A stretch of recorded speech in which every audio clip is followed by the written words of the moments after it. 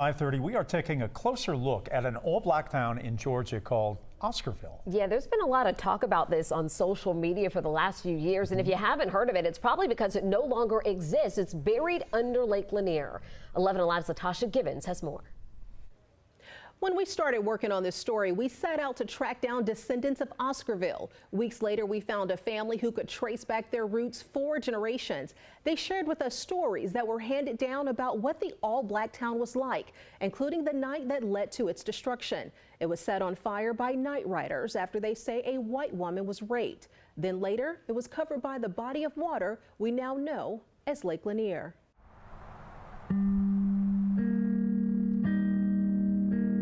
May Crow is buried here at this Gainesville cemetery, but the trail of destruction following her death stretches into the land surrounding Forsyth County, buried beneath these waves of Lake Lanier, where in 1912 nearly every black resident was forced out. That includes people living in an old black town called Oscarville. The community was formed in the late 1800s during the Reconstruction era. There was a very strong community feeling among the blacks. About 300 children that went to some of the schools that were the black schools, and it was closely connected to the churches. Georgia history teacher Lisa Crosby says Oscarville was a thriving black community, full of carpenters, blacksmiths, and bricklayers, but farming was the top trade.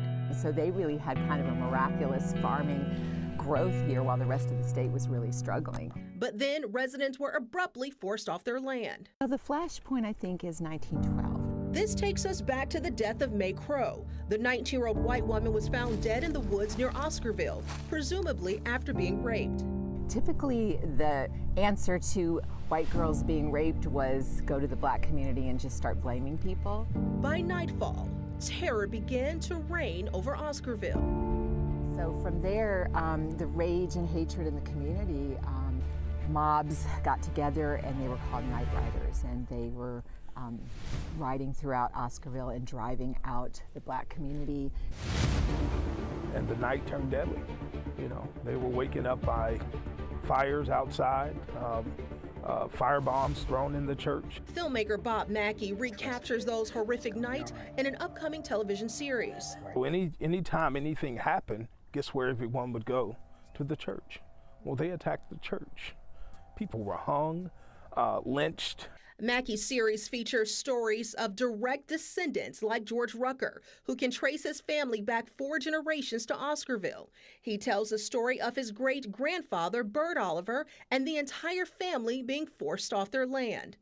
Night riders came through. They had to leave everything. The main thing they left was property, and my grandfather had 100 acres. Rucker says many relatives died as they tried to flee. So when they got to the Chattahoochee River, from what I understand, they were told, when the mob got up on the bridge, they were told that they either had to swim or drown. Most of them didn't make it. My grandfather was one of them that did make it. He lost some brothers and sisters. He says his relatives who survived settled in Gainesville. From what my mother told me, Bert Oliver, he would sit and tell her this story, and he would just sit and cry. Crosby says whites in the area took over the remaining properties. She says Oscarville farmers were specifically skilled in raising poultry, which set the pace for Gainesville eventually becoming poultry capital of the world. You have a farm already going, and you had free land, so you just take it. Rucker says his great-grandfather married his second wife, Beulah, and they built this school that still stands in Gainesville today. By the late 1950s, the Beaufort Dam was built and Lake Lanier was formed, covering up Oscarville and swallowing most of its history.